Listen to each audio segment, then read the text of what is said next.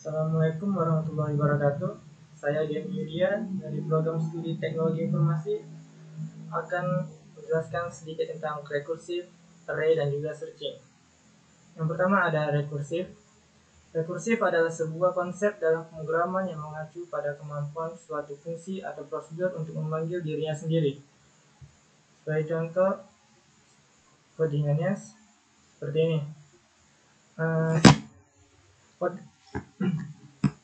Fungsi rekursif akan mencetak pesan perulangan. Fungsi rekursif akan mencetak perulangan. Ini adalah perulangan ke i. Pertama, kode memeriksa apakah i kurang dari sama dengan batas. Jika ya, maka kode akan mencetak pesan perulangan ke i yang sesuai dengan nilai i. Kemudian kode memanggil kembali rekursif dengan nilai i ditambah 1 untuk memulai iterasi berikutnya sampai batas yang telah ditentukan. Lalu proses ini terus berlanjut hingga i melewati batas pada saat rekursif berhenti. Rekursif 5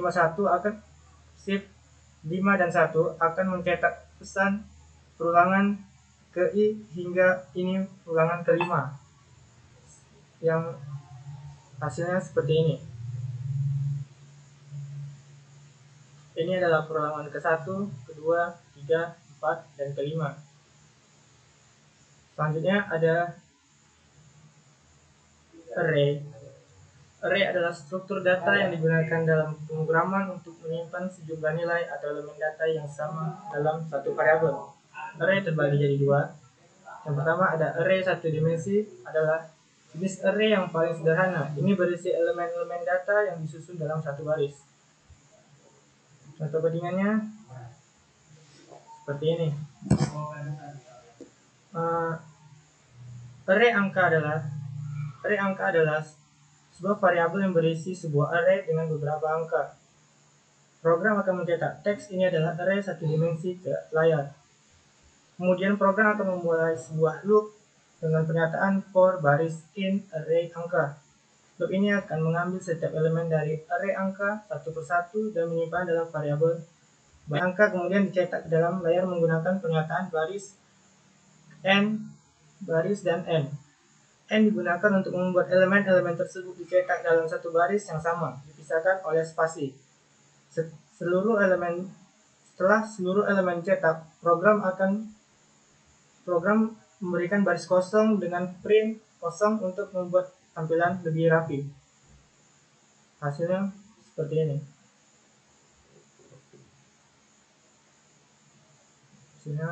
ini. Lalu selanjutnya ada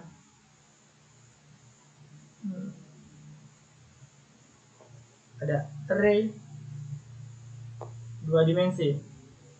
Adalah pengembangan dari array satu dimensi. Ini adalah struktur data yang disusun dalam bentuk baris dan kolom.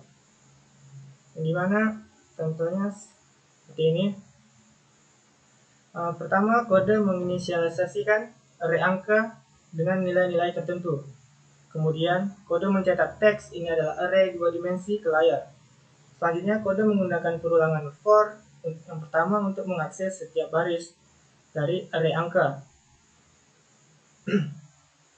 Dalam perulangan baris terdapat for kedua yang digunakan untuk mengakses setiap angka di dalam baris. Setiap angka yang dicetak ditampilkan ke dalam layar menggunakan variabel angka dan membuat spasi menggunakan n. Lalu menggunakan print untuk memberikan spasi. Contohnya seperti ini. Ini adalah hasil dari program ini. Selanjutnya ada searching.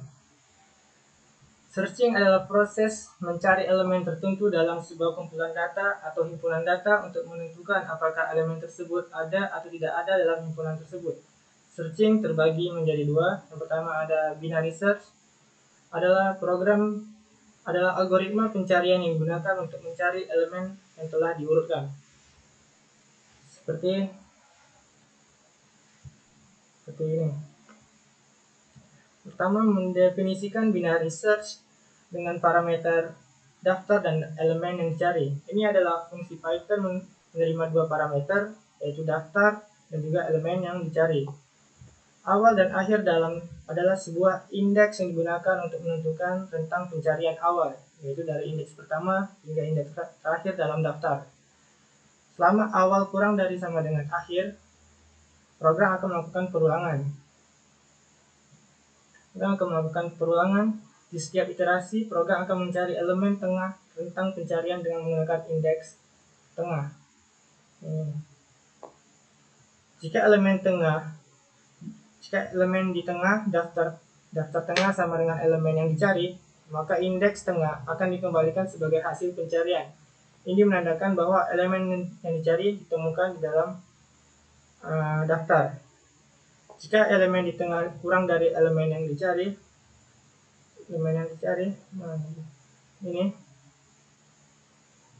maka awal diperbarui menjadi tengah ditambah 1 untuk memperkecil rentang pencarian ke kanan.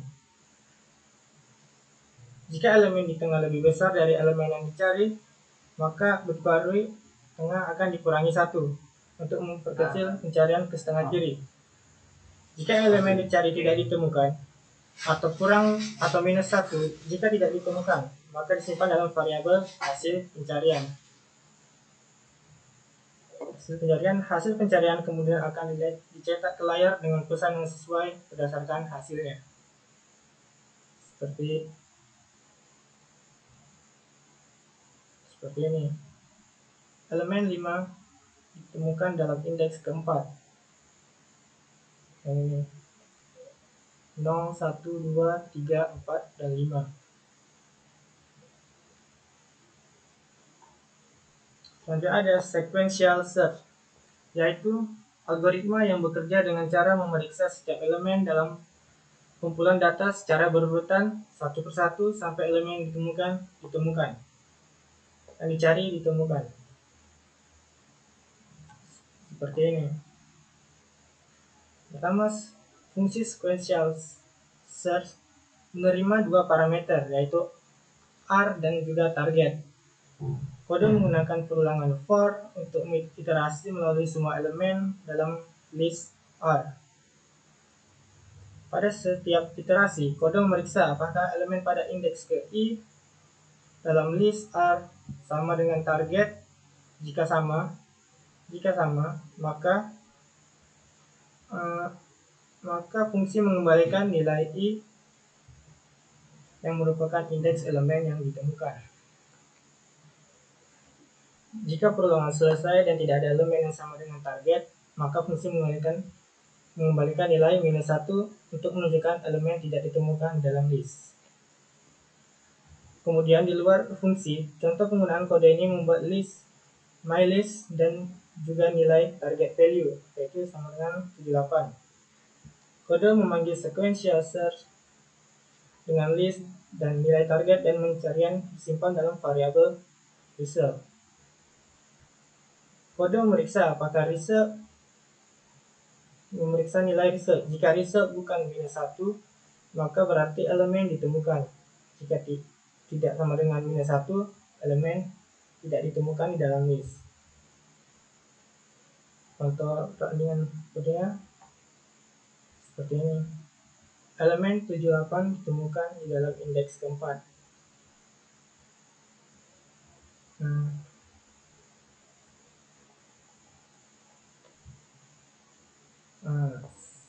Sekian dari video ini.